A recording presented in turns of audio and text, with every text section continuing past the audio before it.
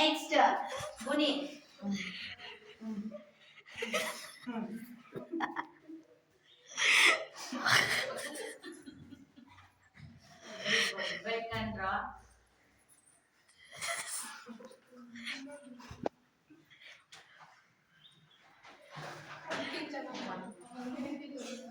ಕ್ಲೀನಾಗಿ ಮಾಡಬೇಕು.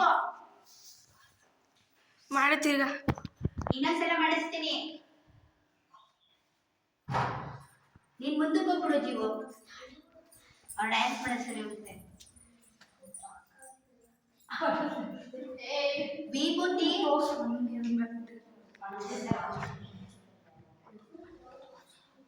ತೋರ್ಸಿ ಡ್ಯಾನ್ಸ್ ಆ ಹುಡುಗಂಗೆ.